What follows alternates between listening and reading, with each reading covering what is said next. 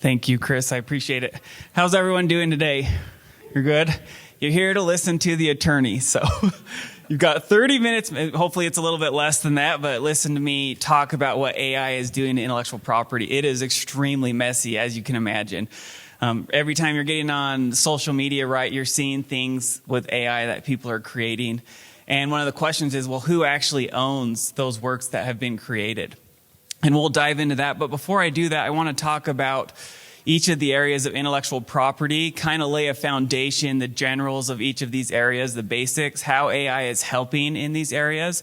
And then we're going to dive into copyright and patent and what AI is doing with regard to authorship and then inventorship.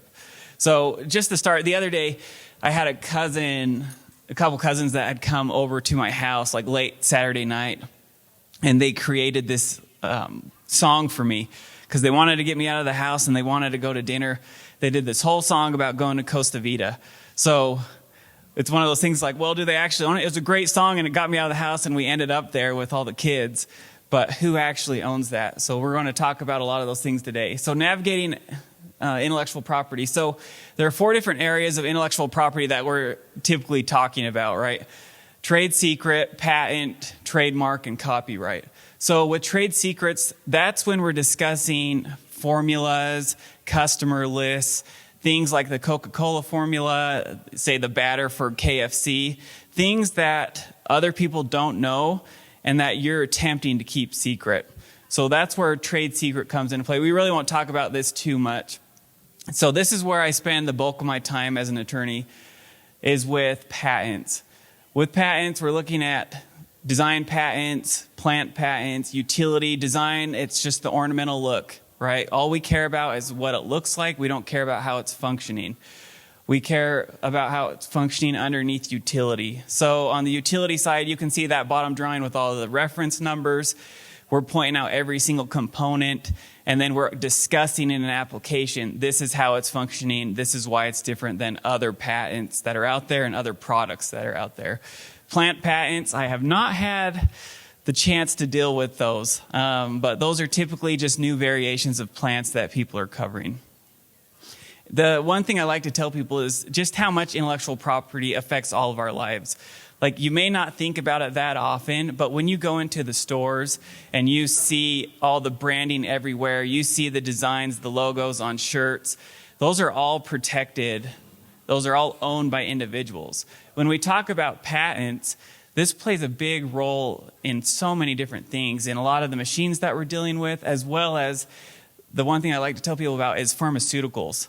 Like, you're paying outrageous amounts of money for pharmaceuticals every month, and there's a reason for that. These utility patents last for 20 years. So by the time pharmaceutical companies get these pills, their drugs, through the FDA and through the review process, they may have 8 or 9 years of protection. So what does that mean? That means that we're paying $3,000 a pill until the patent's up and generics are out. So it affects everything that we're doing. Some of the benefits that I'm seeing are people, I was just talking with Chris about this, the amount of people that I have coming in over the last, say, 6 months with new ideas, with AI involved, it is crazy. I've also seen it help people, though, reduce to practice what they're trying to do more efficiently. So a lot of times before, they would kind of have a clunky idea but not fully be able to get to where they want to go with it. Now with AI, it's helping them get there that much faster. So by the time it gets to me as a patent attorney to draft it, it's just clean. It's a lot cleaner, it's a lot more efficient. And not only are inventors using it, the United States Patent and Trademark Office that deals with patents and trademarks, they're starting to implement AI systems to search patents throughout the world. So it helps them on their searching when they're analyzing patent drafts that are going in, applications that are going in. Another thing that we're seeing is just prior art searches. So prior to filing patents, a lot of times we run prior art searches or look for other patents out there that may be similar to the one that we're filing, the technology that we're trying to protect. So everything is just becoming more efficient, which is great, but we're going to talk about all the problems here in a little bit. So I wanted to just give you some bits of information that I hope are helpful to you. On the trademark side, what we're talking about here is brands. We're talking about Nike dealing with shoes, Adidas dealing with shoes and clothing, about Louis Vuitton with ties and other types of clothing. So let's look at this little top part here. The United States Patent and Trademark Office will analyze brands based on this spectrum of distinctiveness, on how strong the brands are in the market and how strong they are when it comes to being able to protect the brand. So on that left side, we see that less distinctive marks, we'll have generic and descriptive, and then there's actually a line, imaginary line in between descriptive and suggestive. So when we're looking on that less distinctive side, so on generic marks, we're just look like if your company is bread and you're selling bread, you're never going to get that. Descriptive marks may be like Pizza Hut, right? It's extremely descriptive, but it's a very strong brand right now because they've been in the market long enough that consumers know the services that they're offering. But where I like clients is that suggestive line, that Netflix, the copper tone skincare. You have to use a little bit of imagination to get to, well, what is this brand actually doing? If we go down that line, we have arbitrary. Your Apple has nothing to do with the goods or services that you're offering. And then you have your made up, your fanciful ones. Your Adidas, your Kodaks, your Xerox, your pharmaceutical names, extremely strong marks. Another thing underneath, we see these trademark symbols often, right? If you grab anything, your laptop, a water bottle, you're going to see a registered R, you're going to see a TM, you're going to see SM on websites. TMs are for unregistered marks. So you haven't gone through the filing process with the USPTO, but you're offering goods or goods and services, and that's when you'd use a TM. Underneath SM, if you're offering only a service, that's an unregistered service mark. So just to kind of help you know when you see these things, and when you see that registered R on things, it means that it went through an examination process at the USPTO and that it's registered. So on this side, and I think just for sake of time, I'm going to jump around here. It's the same thing like on the patent stuff. We're able to do better clearance searches because of AI. And then it also reduces likelihood of confusion. So if you're doing better clearance searches before you go and file or pick a name, then we're not running into issues 6-8 months, like 2 years down the road when you get a nasty letter saying like you need to rebrand because you're infringing my rights. Just something you as a business owner don't have to hassle with, and rebranding can be extremely cost prohibitive, and then you're also just dealing with rewrapping trucks or whatever else the case may be when it comes to your business. So copyright law, this is the area that I hate more than anything. It is so messy, and especially with AI. So copyright, we're looking at creative works, we're looking at plays, we're looking at sound recordings, music, videos, artwork, sculptures. That's where AI comes into play, or copyright comes into play. So on the copyright side, I'm dealing with the Library of Congress, and way more inefficient than the USPTO. On the USPTO side, they're self-funded. Their technology is up to date. They're using AI. Library of Congress has to wait for money from the government. So you send stuff in the Library of Congress, and you may or may not hear back, and you can't communicate with anyone over there. So in my head, I just see a few people sitting in the basement of the Library of Congress just stamping things. That's what I think is going on over there, which is probably why it's so messy, just because they don't have the resources to really take care of things.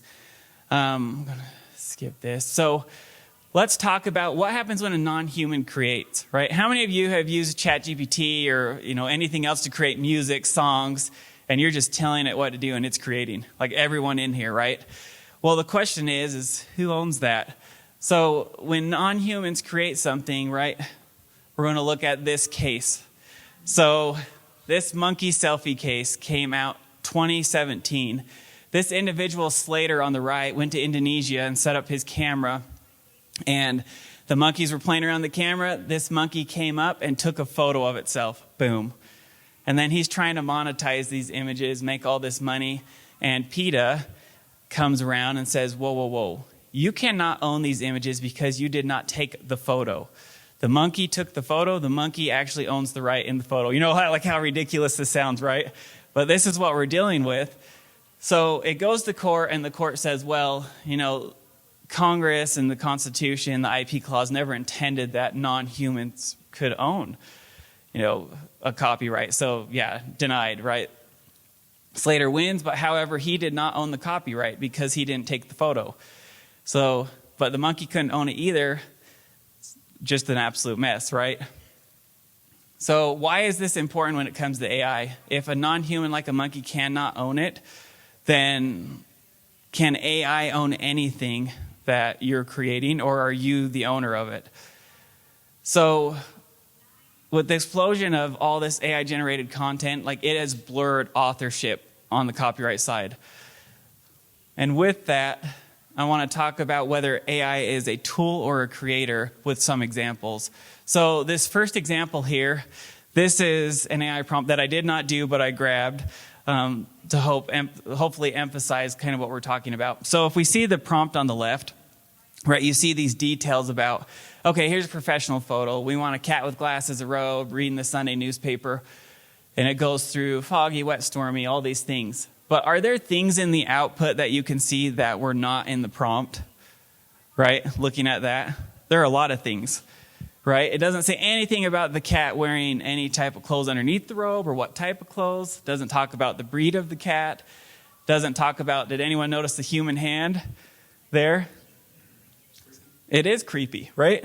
So with this, when we're looking at it, who's to say who owns what, right? In the Copyright Office, it is an absolute mess. So when they look at this with this prompt, what they're going to say is, well, if you put this prompt into Grok, if you put it into ChatGPT, if you put it in 5 different times, how many different outputs are you going to get? 5, right? And you could do that again and again, and it's going to be different every single time. So is there human control in this? Truly human control, or are you just giving in to what AI is giving you? So the way that the office is looking at this is they're going to look at this and say, you aren't controlling this. AI is essentially giving you something, and then at some point you're just going to give in and take what it's giving you because it's close enough to what you wanted when you started, or it's not. So this, in the eyes of the Library of Congress, you can't even protect. This is an image. If you're talking about music, video, or anything like that, if AI is the sole creator, you can't own it. And then you ask, well, is that a big deal? Like, it's, you know, I can still use it and whatnot. The issue comes in if you're going to try to enforce it, right? You can't enforce it. You can't own that corner of the market because it's not yours. So if we compare this to, does anyone know who Jackson Pollock is? Yeah. And how he painted, right? Just kind of like mad chaos. And then you look at that and you're like, well, is the prompt really that different from what Jackson Pollock was doing?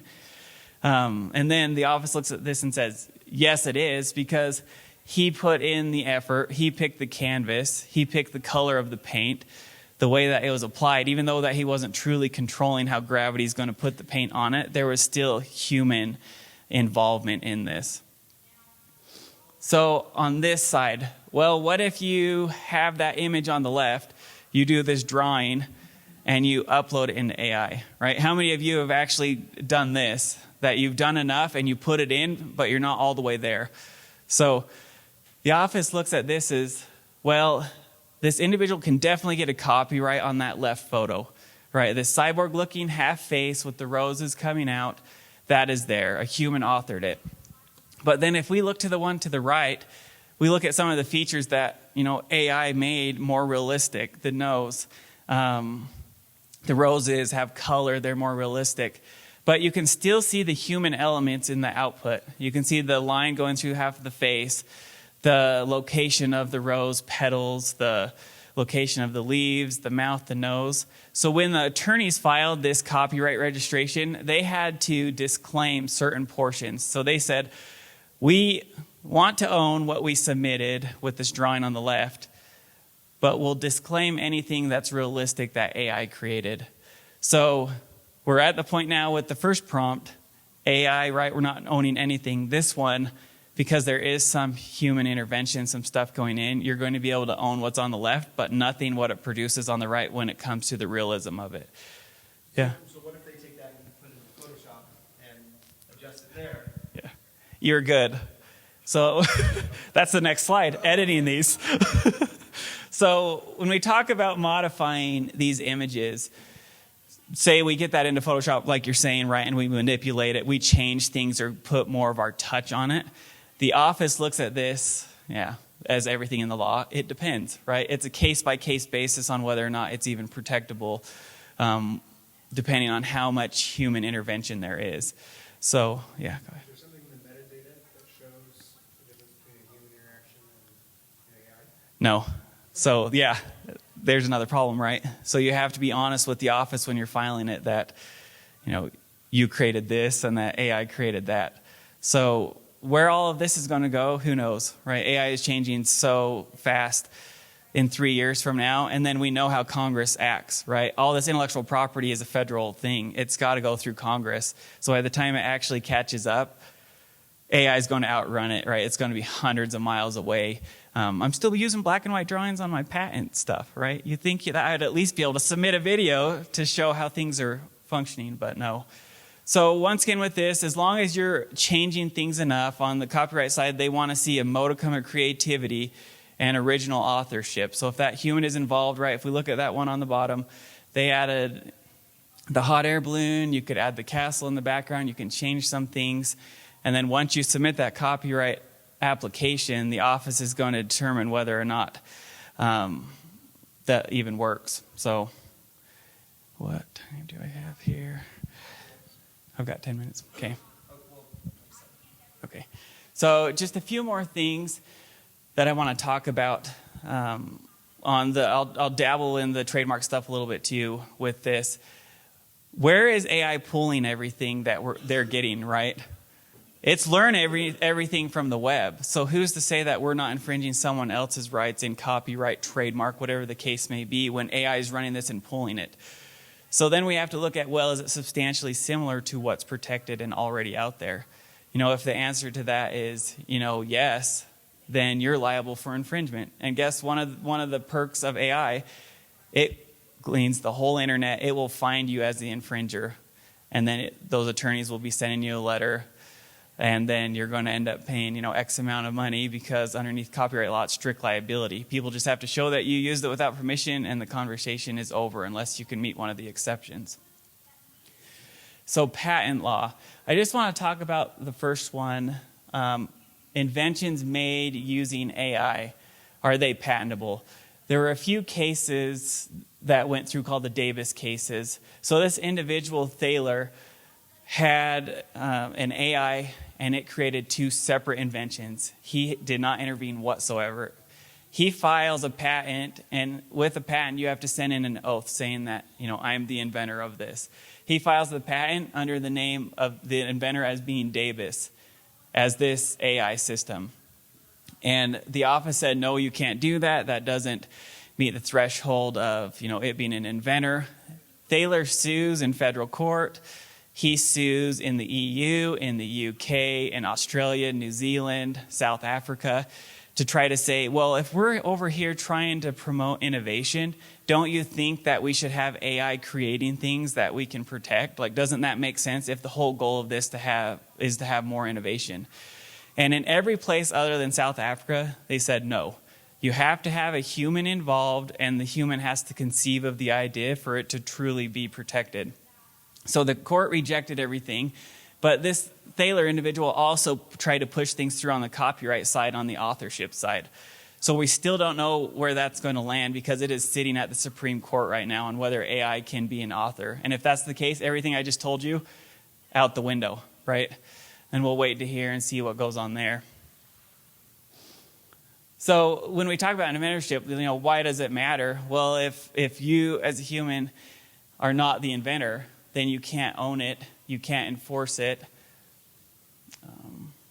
So the way the office is looking at this is very similar to the Copyright Office. They've been speaking amongst each other on how to deal with these things between the authorship and then as well as the inventorship stuff. So if you're inventing anything, you just need to understand that you have to conceive of the idea. Like, it needs to be your idea, and that AI cannot be the one that's actually creating everything and coming up with the idea.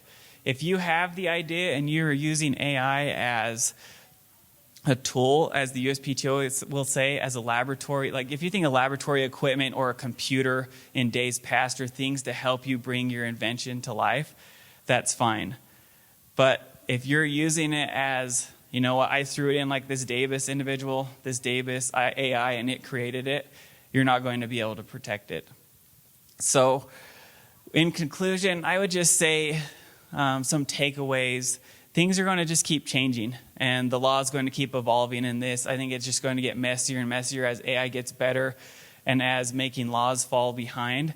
But one thing to know right now is that you as an individual are still the most important part. Like, you need to be the one creating and thinking through things and coming up with the ideas if you want these things protected.